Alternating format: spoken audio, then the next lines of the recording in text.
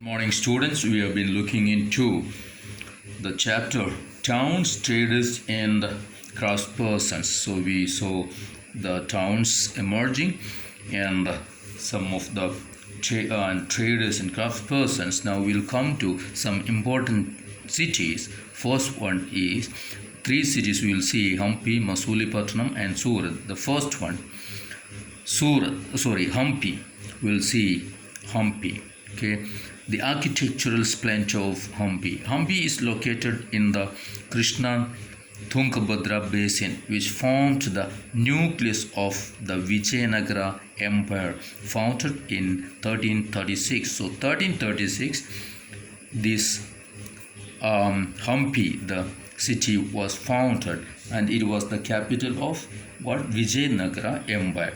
And Krishna Tungabhadra basin means, you may know, it's in Andhra Pradesh. Okay, so see, the magnificent ruins at Hampi reveal a well fortified city. Its ruin is there still, so it states that it was a magnificent city. Okay, but see, no mortar or cementing agent was used in the construction of these walls, and the technique followed was a wedge to wedge them together by interlocking. They didn't use any kind of mortar or cement to construct, but interlocking stones or bricks were used. Okay, the architecture of Hampi was distinctive. It was very distinctive. Okay, and the buildings in the royal complex had splendid arches. How were these buildings? These were distinctive, very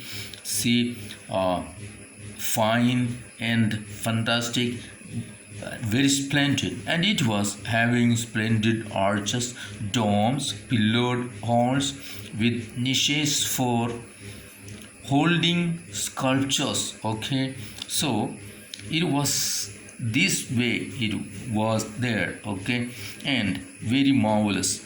They also had well planned orchards were there, and pleasure gardens with sculptural motifs such as the lotus and cobbles. Okay, so it had these pleasure gardens and orchards, all this. In its heyday in the 15th and 16th centuries, Hampi bustled with commercial and cultural activities. It was not its architectural beauty is there, but this was a commercial center and cultural center as well. Okay, so people from different parts of the world were there for business purposes. Muslim merchants, chettis, and agents of European traders such as the Portuguese thronged the markets of Hampi. So European and Indian and West Asian sea traders were there, and temples were the hub of cultural activities, and Devdasis means temple dances. You might have heard about, no, आपने सुना होगा जो देवदासीस the मंदिरों में पुराने ज़माने में नृत्य करने वाले औरतें होते थे. Okay, so Devdasis, they performed before the deity, royalty and masses in the many pillared halls in the Virupaksha temple. Virupaksha is a local form of Shiva.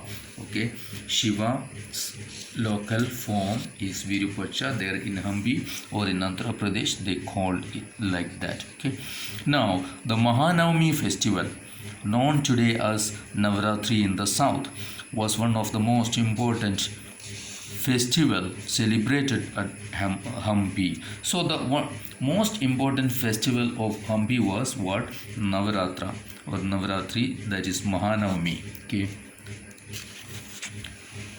archaeologists have found the Mahanavami platform where the king received guests and accepted tribute from subordinate chiefs. Okay, so the archaeologists have found out one grand platform on this platform during the time of Mahanavami or this Navaratri festival, the kings used to receive gas and receive tributes from others, his subordinates. So, but Hampi fell into ruin, followed the defeat of Vijayanagara in 1565 by the Deccani Sultans.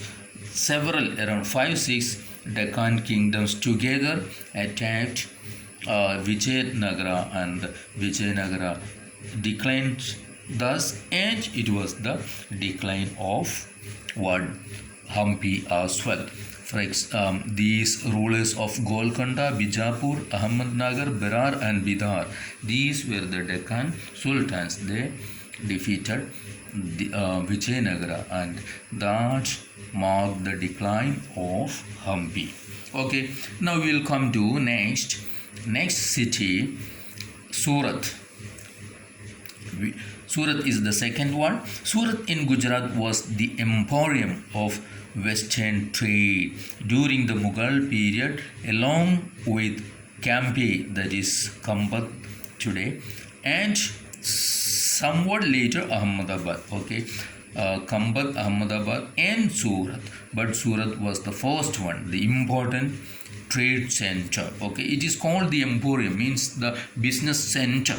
Okay, now Surat was the gateway for the trade with West Asia via the Gulf of Hormuz. Okay, so it was the gateway of the trade to West Asia. Okay, then one other thing, Surat has also been called the gate to Mecca, because many pilgrim ships set sail from here.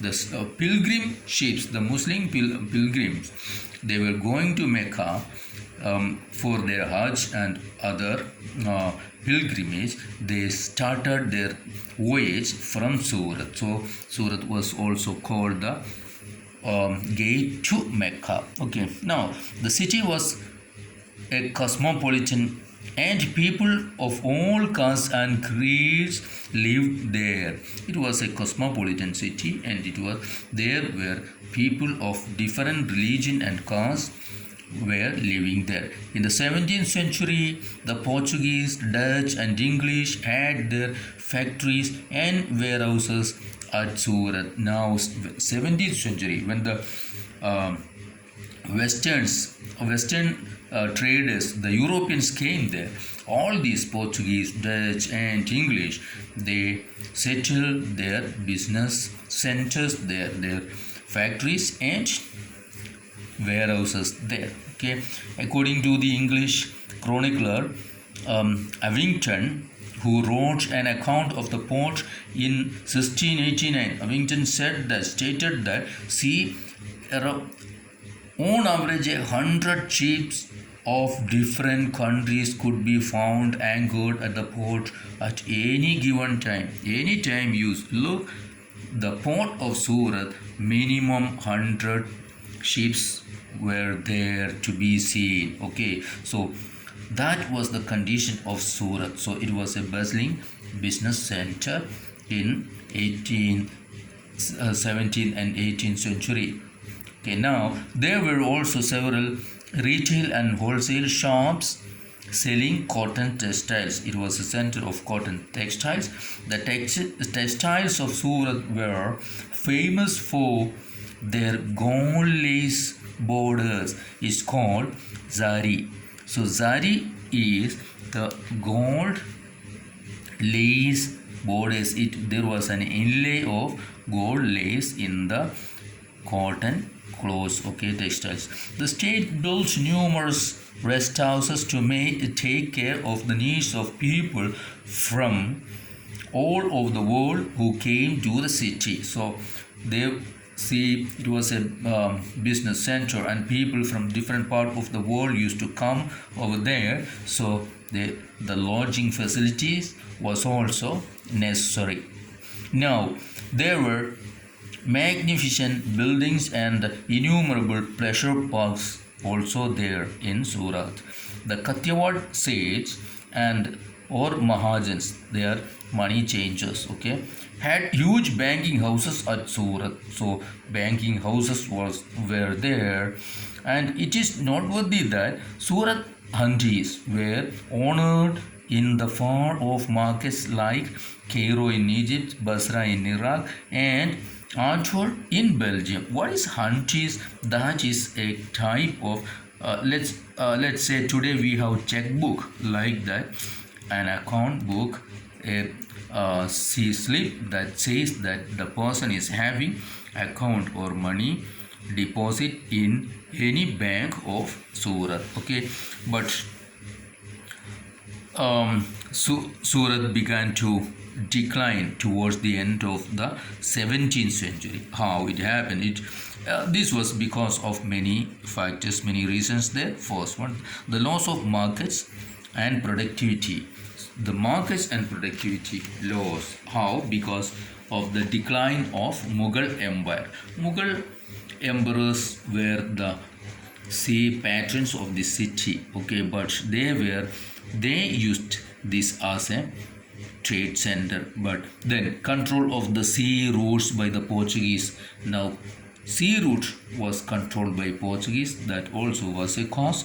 And competition from Bombay. So Bombay, present day today's Mumbai, that also Bombay also emerged as another business center. So Bombay started gaining importance, and see, the English East India Company shifted its headquarters to Mumbai. Okay, that was in 1668. Okay, so still today, Surat is a bustling commercial center. Still, even today, Surat is a business center.